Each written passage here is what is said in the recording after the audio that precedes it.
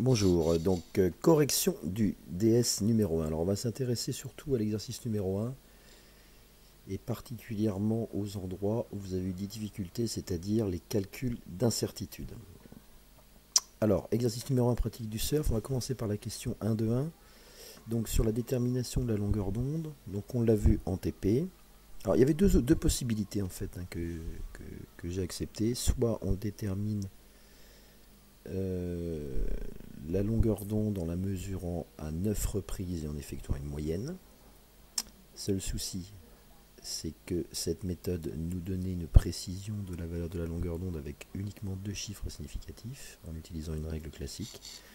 Ou alors, et c'était la méthode qui était conseillée pour être le plus précis possible, c'était de mesurer plusieurs longueurs d'onde. En l'occurrence, ici, on pouvait mesurer jusqu'à 9 longueurs d'onde. 9 longueurs d'onde représentant une longueur de 15,6 cm. Il restait à déterminer à quelle longueur correspondait une longueur d'onde. Ici, 1,73 cm. On remarquera, faites attention, le symbole est là pour le signaler, l'importance de 3 chiffres significatifs. 9 n'est pas une mesure, 1 n'est pas une mesure.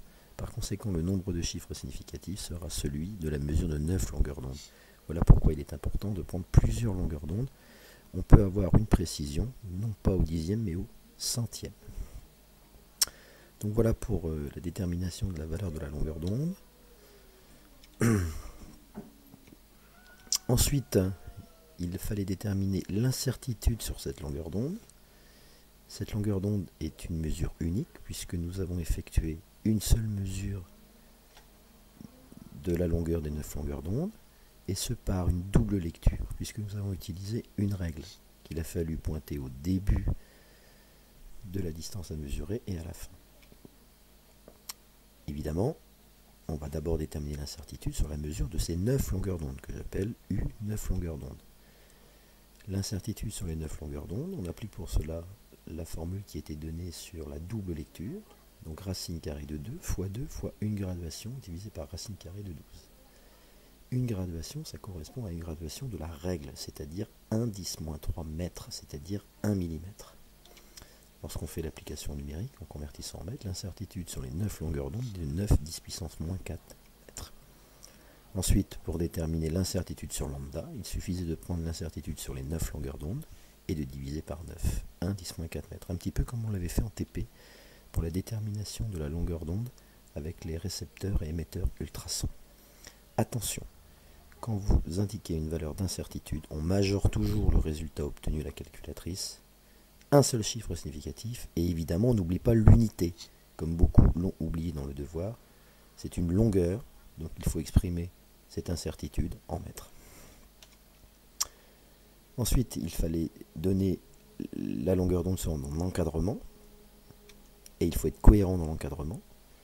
Il faut rappeler que la valeur de l'incertitude doit porter sur le dernier chiffre de la mesure de la longueur d'onde. Sinon, votre encadrement n'a pas de sens. Beaucoup se sont trompés à ce niveau-là. On obtient un encadrement de lambda, compris entre 1,72 10-2 et 1,74 10-2 mètres. Donc une bonne précision de la longueur d'onde. Ensuite, nouveau travail avec la vitesse. Alors beaucoup n'ont pas pensé à calculer d'abord la vitesse. Tout comme on l'avait fait tout à l'heure avec la longueur d'onde, il faut d'abord calculer la vitesse. Compétence exigible, la relation lambda égale V fois T. Donc lambda égale V divisé par la fréquence, ce qui fait que V est égal à lambda fois la fréquence. Importance du calcul littéral. Remplacement par les valeurs, on obtient 0,40 mètres par seconde. Pourquoi 2 chiffres? Car la fréquence est de 23 Hz et a été donnée avec 2 chiffres significatifs. On détermine ensuite l'incertitude sur la vitesse. Il fallait cette fois utiliser une formule, qui n'est évidemment pas à connaître par cœur.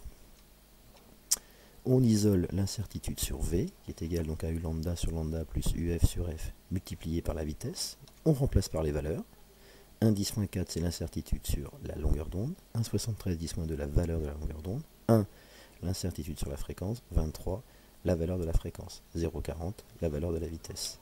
Le résultat doit être majoré et donné avec un seul chiffre significatif. Le calcul nous donne un résultat de 0,02 mètres par seconde. Il reste alors à écrire la vitesse sous forme d'un encadrement en respectant les règles de l'encadrement, savoir que le chiffre de l'incertitude doit correspondre au dernier chiffre de la mesure, c'est-à-dire le 0 ici de 0,40. Et ne pas oublier d'indiquer l'unité correspondant à la vitesse, à savoir des mètres par seconde. Voilà pour les points qui ont posé problème. Exercez-vous, entraînez-vous avec les TP et avec la correction de ce DS numéro 1. Bon courage!